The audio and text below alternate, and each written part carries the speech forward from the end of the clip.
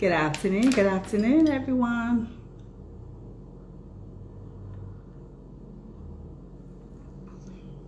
And welcome to, good afternoon, and welcome to The Balanced Woman. And while I talk about the balanced woman, I also know that most of my followers are men and women who are in relationships with women, those of you men. So you can always take some of this information and apply it to your relationship if she isn't online. And so today, what I wanted to start with, I seem to be getting a lot of compliments about this mug, right? Let me show you real quick. And it says Tina, and it's something I chose because I love, I'm natural and, so anyway, Daniqua Matthews, that's actually the lady who did this for me a couple of years ago. And so I told her what I wanted, and she did it so amazingly well. And I've washed it numerous times, and as you can tell, it looks amazing, right? So I just wanted to share that because I have so many inboxes. Tina, I love it, but that mug. So here we are for Daniqua Matthews. Today on The Balanced Woman, we'll be talking a lot about the power of partnership. And this is for most of you married couples, and those of you who may not even consider marriage but have been or are in a committed relationship, or those of you who might be considering getting married and are unsure, or those of you who might be considering dating and thinking about, my goodness, do I need to be doing all these things? What does it really look like? So today on The Balanced Woman, I want to talk a lot about the power in partnership and what that looks like and why so many of us fall short. When we think of marriage nowadays, I see so many people feeling weighted and, oh my God, my husband or my wife, if I could only, but marriage is supposed to enrich our lives, right? As partners, as well as those around us. You get me? And so what does that look like, and how can you now get your marriage to a better place, a safer space, and a more inviting environment? Not just for you and your partner, but for those who have to experience it with you, right? So today I just wanted to talk about some common things that, some common rules, strategy, keys, whatever you want to call them, steps to get you closer to partnership. It's funny because I just got off a call, and it's funny how we talk about business, right? And how we talk about collaboration and partnering with certain people and or organizations, and how much time we invest in making it look or be everything that we believe it should be. And so that always brings me to us as married women and or men or committed relationships. What happens that we feel that we can emphasize so much more of our time and commitment and collaboration and partnership with our career and not our marriage or relationship? And I'll tell you, one of the things is because we take each other for granted. And that's a reality. We take each other for granted because the expectation is that you should understand what I'm experiencing right now. Whether you have or you haven't experienced it, this is what I'm dealing with. This is what my plate is full of. So you should understand. So let's talk a little bit about what partnering in your relationship really looks like. So I wrote down some things because for me, I don't want to get off track, right? I get off track real quick. And so you got to know yourself, right? And so let's talk about the importance of teamwork or partnership. And what does that look like for both partners, right? So let's talk about some of the common themes, right? How we talk about vision for what we think this relationship or our life should look like for the next 1, 2, 5, 10, 30 years, right? And also how we align our values, sometimes our personal or family values with each other. How does that look when they don't align? How do we get them to align? Or is it something that we really need to force each other to do, to think just alike or have the exact same goals, right? And the other thing is, the intention is in all of that to have a long-term happiness. And for some people, they don't like the word happiness, but to have a fulfilling marriage and or relationship, that's what it's all about. Hi, Britt. Hi, Britt. Thanks for joining. I'm just starting. And so one of the things that I find that is most challenging for most couples is dividing those responsibilities, whether it be responsibilities at home with children or just managing all of the operations in the relationship, right? That seems to be a challenge, because what happens oftentimes is that one or the other, and nowadays it's us women, right? For many couples, it's us women that are leading those households financially, right? I find that happens a lot. Everybody I'm talking to, Tina, my husband don't make much money. I make all the money. I'm the breadwinner, so I have such a tight schedule, and all he needs to do is A, B, C, or D. Well, whether it's you, she, or he, right, or equal in some households like mine, right? You have to focus on those shared responsibilities. And I think I mentioned last week when I talked about finding your balance, I talked about the importance of knowing what you like to do. For instance, shared responsibilities consist of whatever it is that goes on in your home. Now, I talked about it last week. I don't like grocery shopping. I don't like going to the laundromat for bulky things when I can wash her and fold and pack away really quickly. So we have to balance those things, right? But what happens when it comes to your finances, the bills, the mortgage, the utility bills, the groceries, vacations, car maintenance, car insurance, right? Your insurance. What happens to that when it has children in private school or just children's finances altogether? How do you manage that? And I find a lot of people are challenged in this area. Most couples fall short because of finances and the lack thereof, right? And so how do we cause two people to look at it as a partnership? Well, I started off by saying I had a meeting this morning just before this Balanced Woman session here, and we were talking about the importance of collaborating and how we can become better partners. And we itemized everything that we would need for this to happen, right down to the hours that's necessary or needed for the services that we provide, right? So why can't we do that in our relationships? Why can't we say, for instance, I don't like doing A, B, C, and D. So how can we balance? How about I take this on and you do this, right? What about the finances? Now, if your partner makes less than you, and you have worked all these years to, you've been paying all the bills, and it's becoming frustrating because you find that you're left with $100 every month, and your partner seems to be enjoying themselves, taking trips, buying clothes, shopping, getting their hair done and nails done and so forth, and you find yourself struggling. Well, that's a conversation. And I don't know if it's ego, I don't know if it's pride, I don't know what it is that has men and women failing to talk to the wife or husband about their finances. Not saying you got to say, I have $10 saved, but wouldn't you want to have that conversation? If you're stressed out or you're getting irritated, you're walking around your home and your conversations are getting less and less and you're grunting at each other because of these financial situations or challenges, wouldn't you want to have those conversations? That's one of the first things you need to do. Sit down and say, listen, babe, look, at the end of the month, I enjoy covering every finance because we know I make more money. But how about you take care of a little bit of this so that I can have at least $300 to your $1,000 after bills are paid at the end of the month?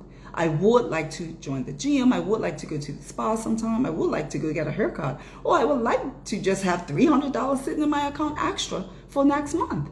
You get what I'm saying? Have that conversation. And I think what happens a lot of times is that we fail to realize that, yes, in our career, you don't show every part of your hand, right?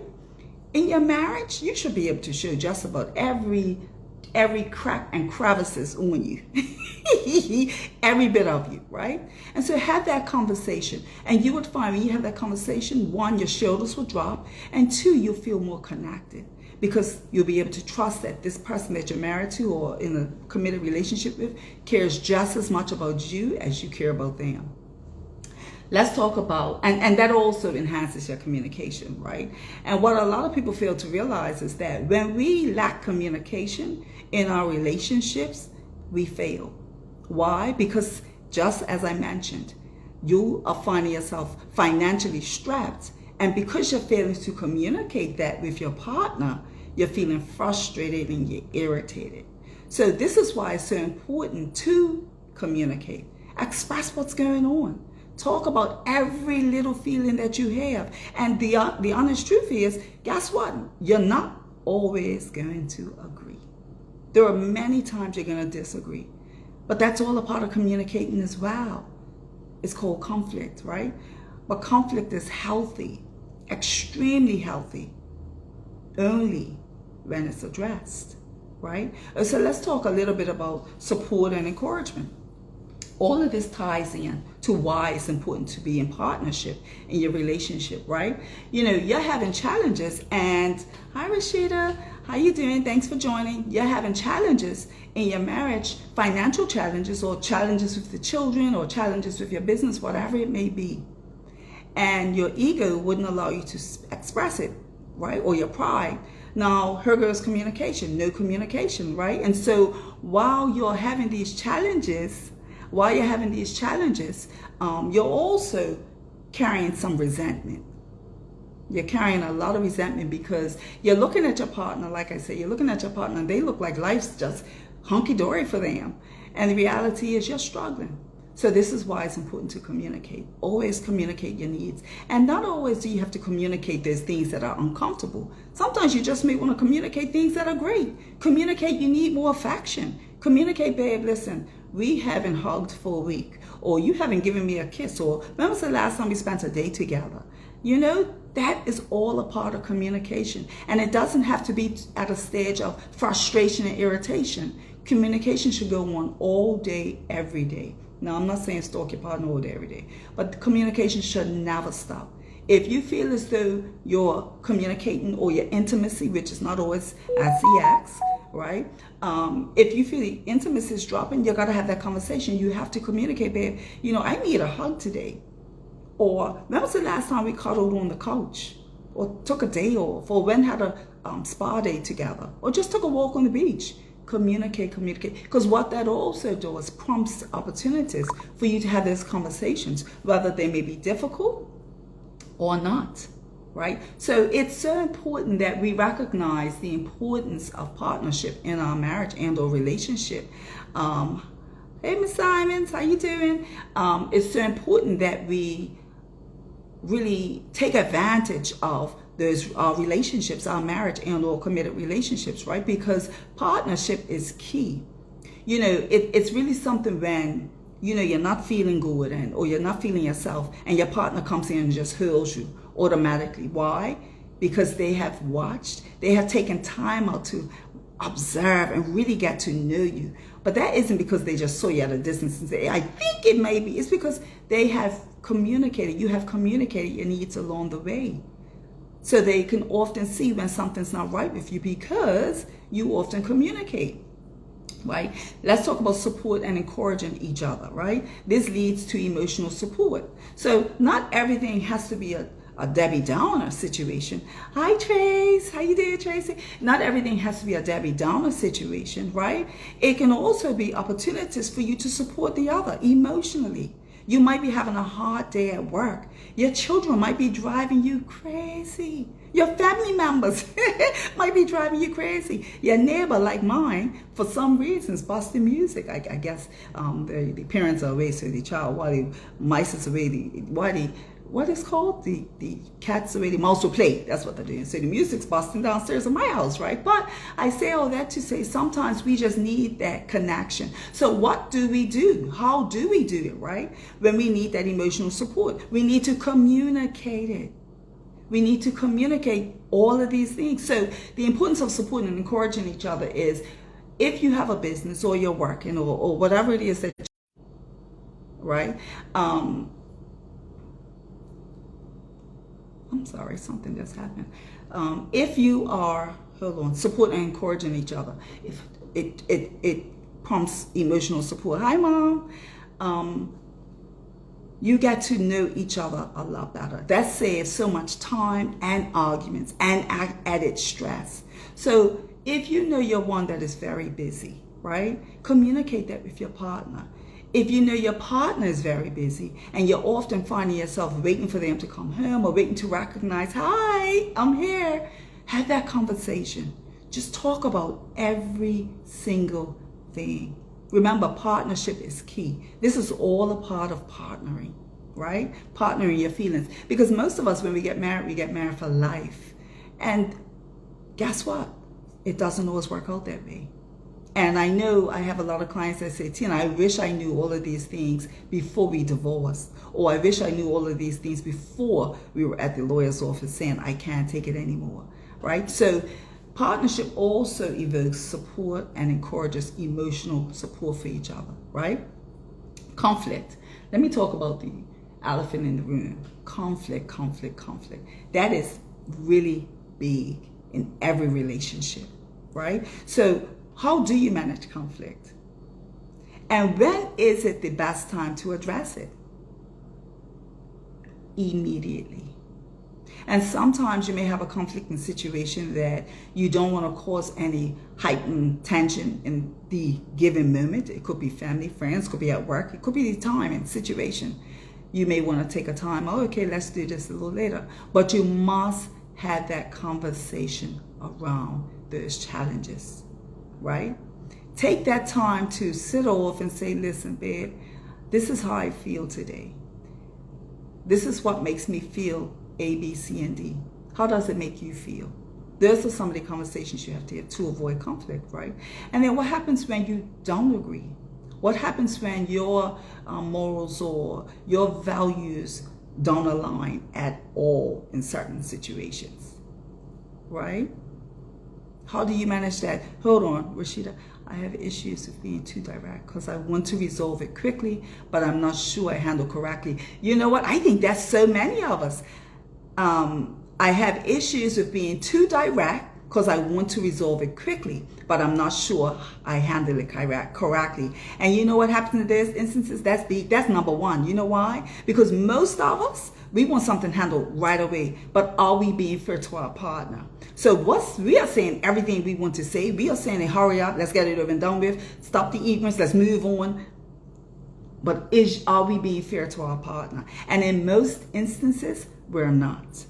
Why? And then that also creates a space where our partner no longer wants to talk to us or express exactly how they feel. Fear of being annoying, fear of getting cut short, fear of getting cut off, or fear of, in some people's homes, they don't speak. I know couples that don't speak for weeks at a time because of situations just like that. So what I would suggest in that instance is, I'm very direct as well. That's all I know to be direct. But the one thing I learned is that when I got married, it took me a while, to be really honest with you. But the one thing I learned sometimes is to listen. Sometimes we just have to listen to see how our partners feel. And yes, some things are of urgency, right? Some things we have to have handled right away. Okay, listen, yes or no? Okay, I got that. But being direct and being a poor communicator or not listening is two separate things. So how are you communicating? We have to take our time to listen to each other. Babe, how do you feel about this situation? Now, you may just come right out and say, I don't like it. I wish it didn't happen. And this is what I'd like to see next. Our partner might not be as direct. Our partner might take 25 minutes to tell us why they feel like that and what you've done before to prompt this feeling. And if you hadn't done this, maybe I wouldn't. You still need to listen. Because in the midst of that, you should be learning from your partner's heart, I often say. When we start talking, we often talk from our heart. And we can miss a lot when we want to be very direct and a matter of fact, that's it. So sometimes my phone cut. Sometimes we have to listen. And you can be as direct and quick as you like. But your partner, they need a little bit more discussion. Or they need you to break it down for them. Because they don't think like we do. Right? So that's key. That's very, very important. So take more time out to listen. You can still be direct, but listen to your partner. That's the area where many of us, and I know females, I hear this every day as well as myself. Sometimes we can just be so direct and want to move past it. And sometimes we could be wrong. Okay, I was wrong. I shouldn't have done it. Okay, let's move past it. I don't want to go on and on and on. But you know what? That's miscommunication. That's ineffective communication, poor communication, and which leads to something else. So while we feel like we're going on, our partner's feeling a bit of resentment because one, we didn't listen, and two, is looking as though we are in control of what it was and what we say goes, and I don't want to hear it anymore, right? And it doesn't have to be in that tone. It could be just as calm as ever. Babe, I got you. This is what I want, and that's it. So what that means is you're in a relationship with yourself. So partnership is usually with somebody else, right? And yes, of course, you want to be partnership with yourself. You want to know what's going on. But you have to be very mindful in which you have a partner in your life. I mean, think about your business, right? Sometimes we get these opportunities that sound really amazing, and then sometimes they don't go as planned. Do we blow up or be as direct and indecisive or short with those partnership opportunities? No, most times we're very tactful and professional, right? We may walk away and mumble. So we're going to think of those things with our husbands and or other significant other. The same thing, right? So, and in that situation, I would say to take a time out to sit down and talk with your spouse and say, babe, I know I can be very direct at times, because this is actually a conversation I've had with my husband. I know I can be very direct at times, and I know sometimes I want the conversation to be over and done with.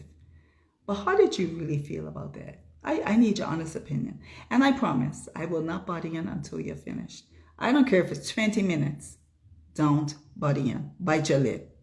Okay? And you'll learn a lot from your partner just by listening to them. Doesn't mean you're going to change. It just makes you more patient and less direct for everything.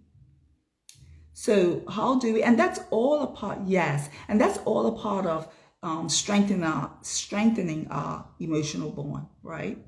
Sometimes we can go back and forth across each other. We can walk in our homes so busy with our career and everything else that we don't even recognize what's missing in our marriage and our relationship until a blow up takes place.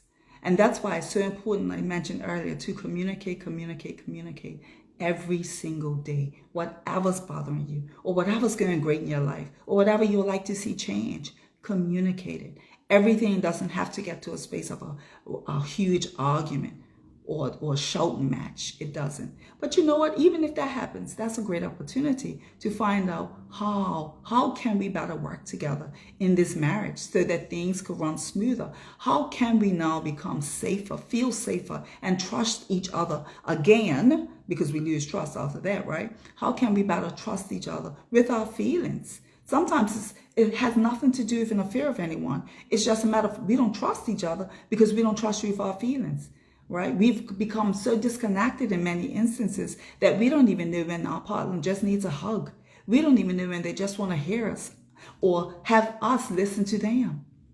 We've become so busy and disconnected. So what I'll say today is take time out to just listen.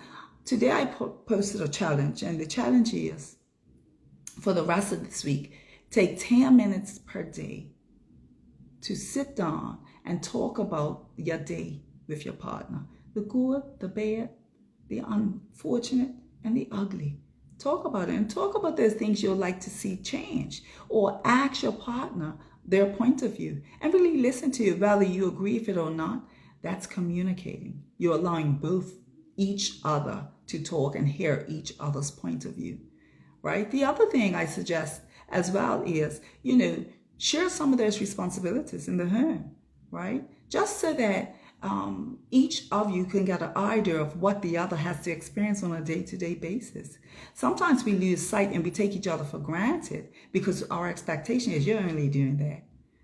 Sometimes we have men out working in the sun, right? And women sitting at a desk every day in air condition. And you'll often hear, and I heard this quite often, she's not as stressed as me because she wouldn't even understand what I go through.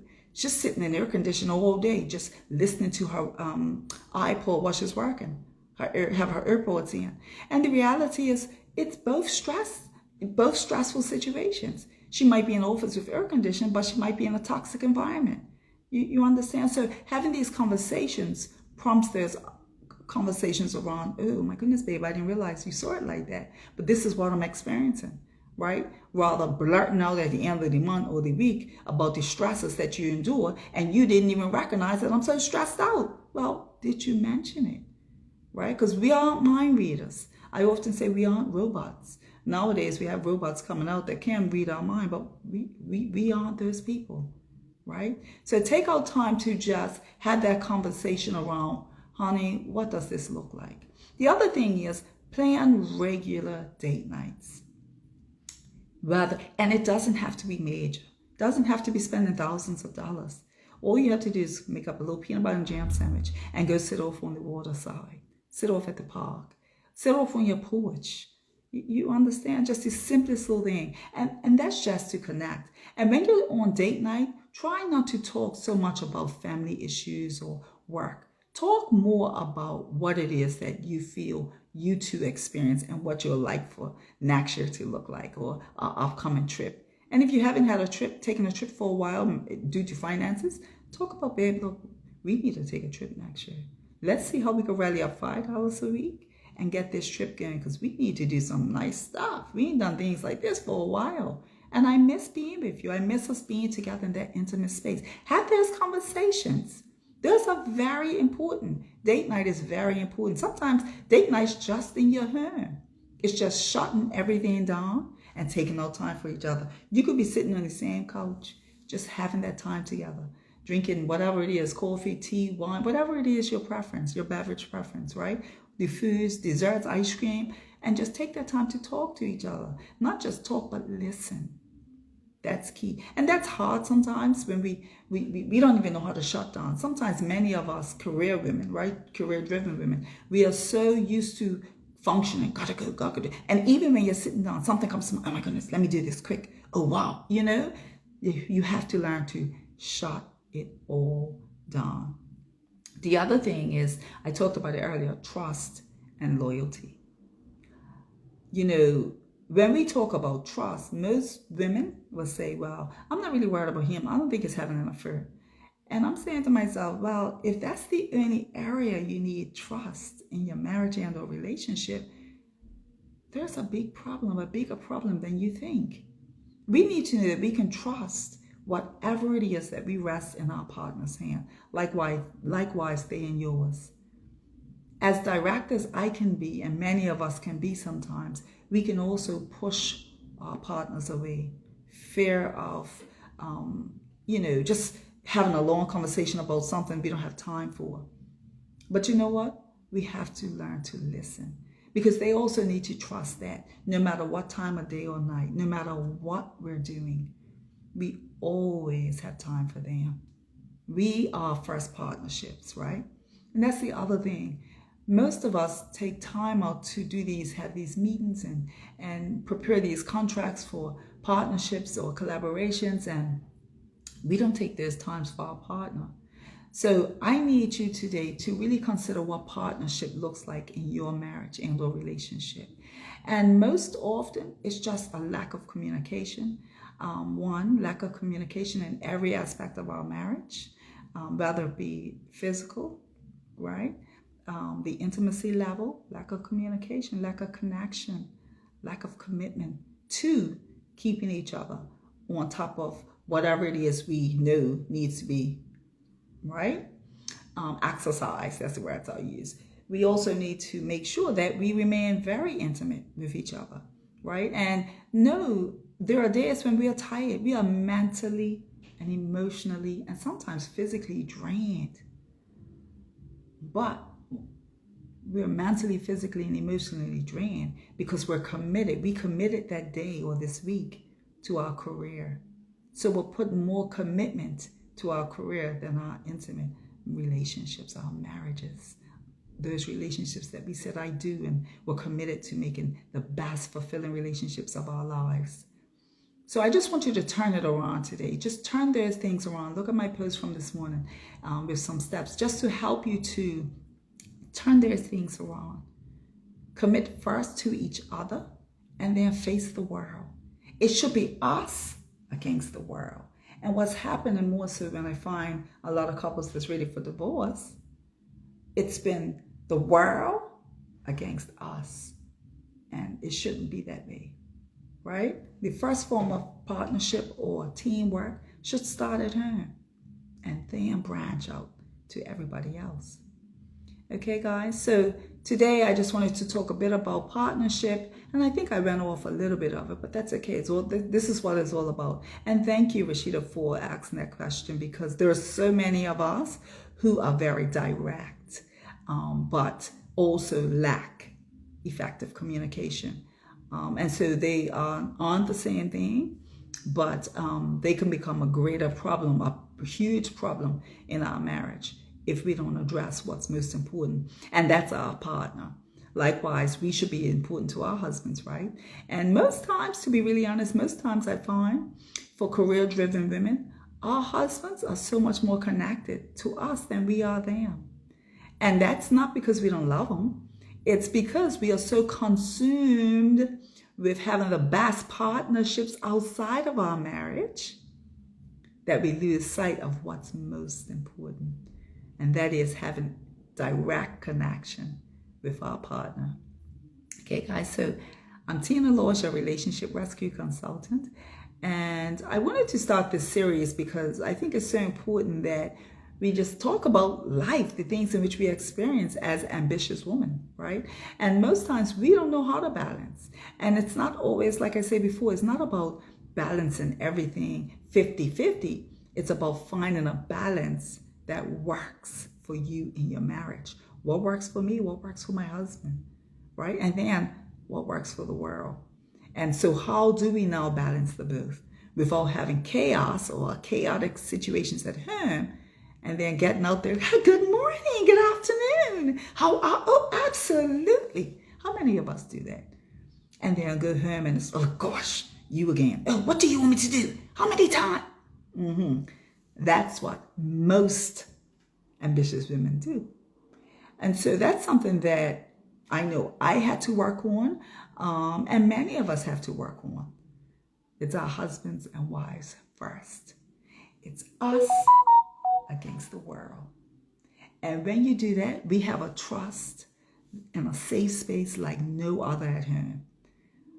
But if everything outside our homes takes precedence or more priority than us, we're on shaky ground.